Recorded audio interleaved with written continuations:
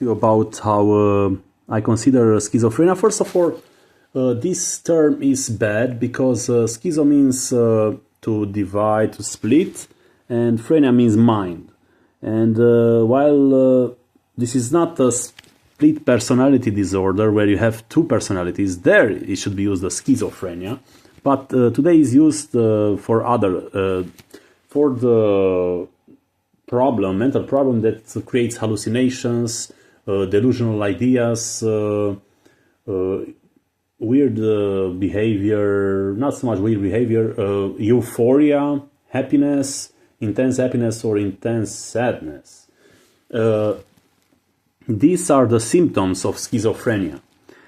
But I think schizophrenia develops in an introvert person who spent his whole life being an introvert and didn't have the courage to say what he felt, or he was oppressed by his family or by the neighborhood or by society in general, and he couldn't express himself. So at the age of 20-something, the mind is finally ready to embrace the extroversion, to be an extrovert. And then when this introvert person becomes an extrovert, he is labeled as a schizophrenic because he spent his whole life with ideas in his own cabinet, his own library, sort of, his own private space.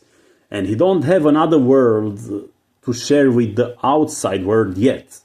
Here, when you become an extrovert, you should keep your ideas to yourself. Because even though they are real, and you have a very good line of thought and logical step by step to what you believe about that idea, about that thought, about even if you know them, other people will not understand. So if you go out to the blue, becoming from introvert to extrovert, and you talk about, I don't know, how you see the stones, they are aligned to each other on the street, and how someone kicks them, and the next person who comes in, he kicks that same stone too, so that stone sort of has an imprint from both, and they share the same stone, and then there comes a girl and she kicks that stone, and you create a beautiful artistic moment there. But if you tell this to an extrovert person, when you enter from introvert to extrovert, you tell them about those stones, they will say, this person is delusional, this person is crazy, because he don't see the things as you see them. So when you become from an introvert to extrovert, at the age of 23 or 24, 25, they say, just keep these ideas to yourself. Write them in a journal. Record them on a recorder. Don't tell them to others, because they won't understand and they will consider you crazy.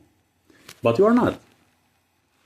And I think when you become an extrovert, I should call it from now on like this, either the mirroring of the mind, because it's not the schizophrenic. If you look at the terms, how they originate, they don't apply to this disorder, so to say.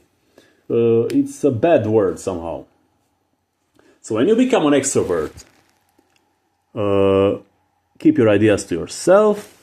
And also, I'm talking to special clinicians and psychiatrists. Before they put a diagnosis on you, as Kraepelin said, you should have for 6 months symptoms.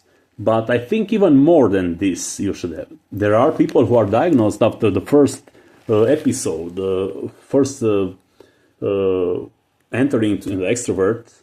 He's being labeled after the first few episodes. Not even 6 months in, he's already a schizophrenic. And that marks you for the rest of your life. You cannot get hired, you cannot have a good social status, you are thrown aside in society, and you cannot evolve.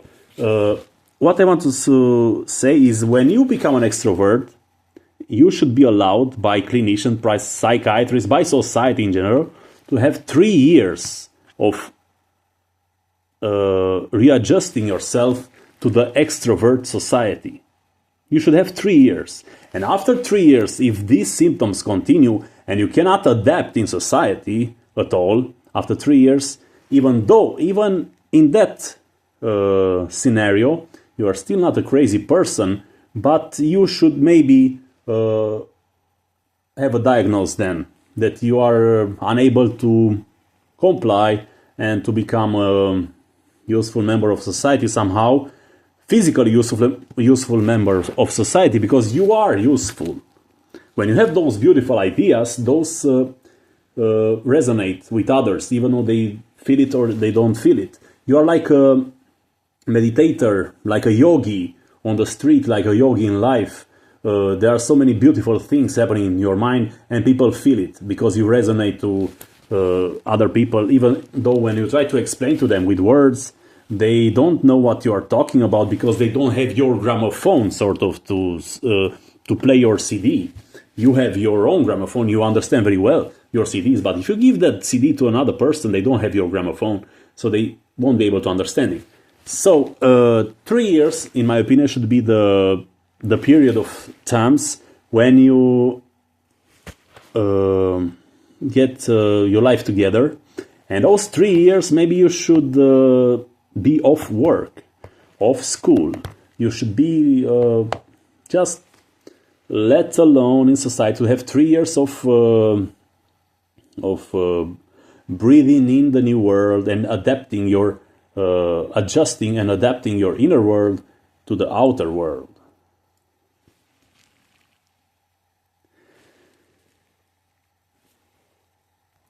You are not a danger to society. It will be a beautiful, flourishing society to accept this as, how do you say, a graduation of life. Not all are introverts, but at least for the introvert who becomes an extrovert, it should be his graduation, his honeymoon or something of enjoying life, because then he has to become a useful member of society and things will change. So don't try immediately after having some ideas, delusional ideas, become an extrovert, give him medication and put him a stigma on him, put him in a locked compartment somewhere in a hospital, because these people are not dangerous. Introverts people are not dangerous. You don't need to be afraid of them. Even if you see them on the scene, they shout or something, or they hear something, or they laugh, or they glow on the street, they're smiling for no reason. Just ignore them, let them have their beautiful entering into the world.